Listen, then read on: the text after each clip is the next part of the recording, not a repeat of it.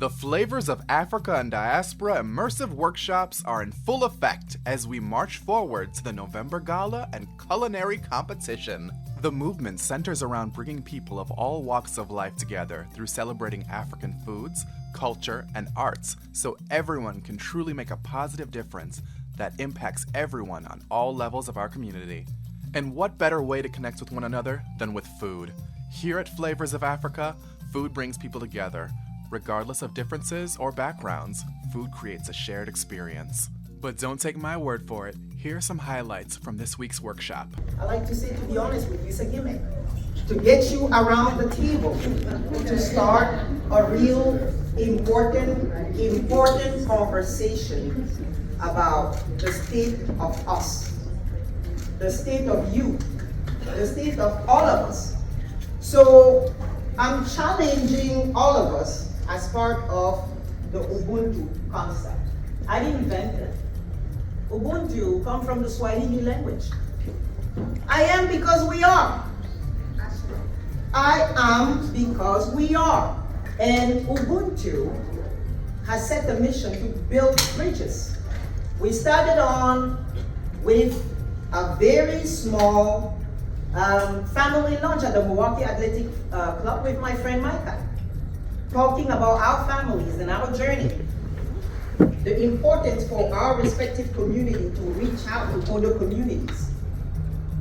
Whether you're African, Native African, African American, whether you are Hispanic from Mexico or from Peru, whether you are Caucasian coming from Germany or coming from Hungary. I work with individuals who should have been released, but they stayed in the prisons because of the protocols that we had in place. And it broke my heart in such a way where I was tired of being fed up, and I wanted to be part of the solution. And I think a lot of what you're gonna hear today is what it means to implement your own agency and how you become part of the solution. And so we're in a time where we know what's at stake, but I think we're all challenged in terms of we now have to fight for it. Not only fight to keep it, now fight to push it to where we want to maintain our rights and freedoms and expand on what we want to see, where we feel respected, we see seen, and that we're dignified. This community itself can put somebody in the White House, but we haven't used that power. We know now how to use that power. We know how to turn out the people. We know how to structure and organize, because for the first time in the history of Wisconsin, we finally got our act together. I am also happy to see so many Africans here today. Sometimes it's so difficult to get us out. No one will tell our story but us. We let people tell our story and then we complain. But you're not telling your story. Who do you want to tell your story if you don't want to say it yourself?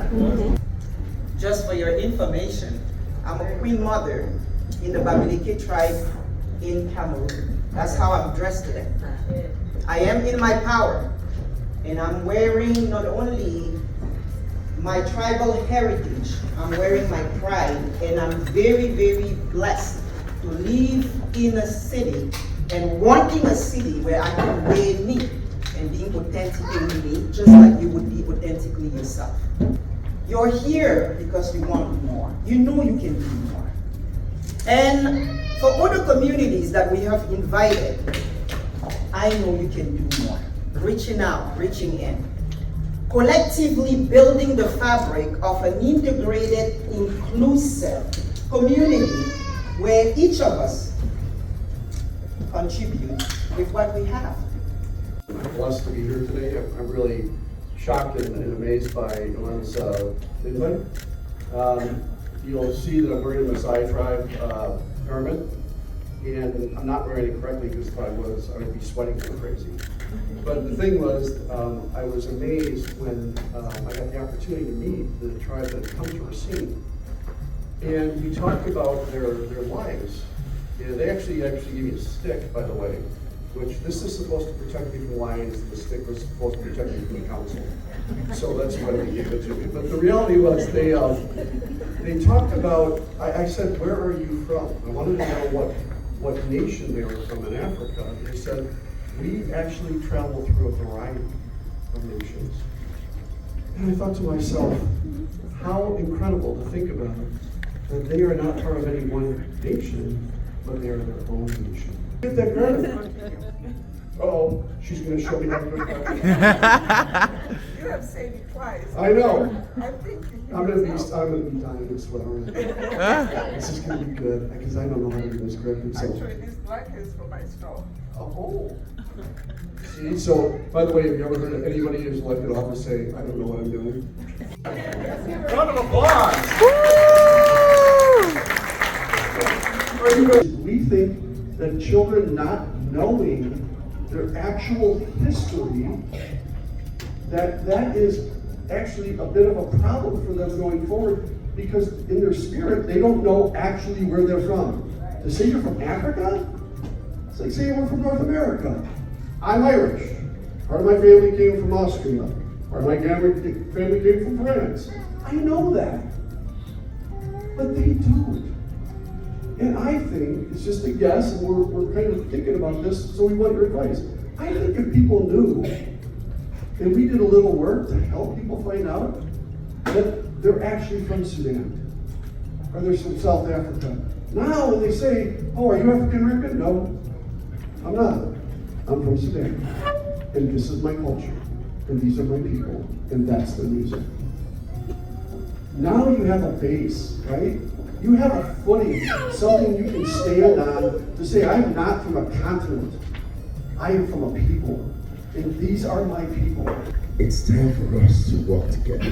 It's time for us to come together. And it's time for us to harness that synergy of energy and really make the world a better place. Not just Africans, but the world.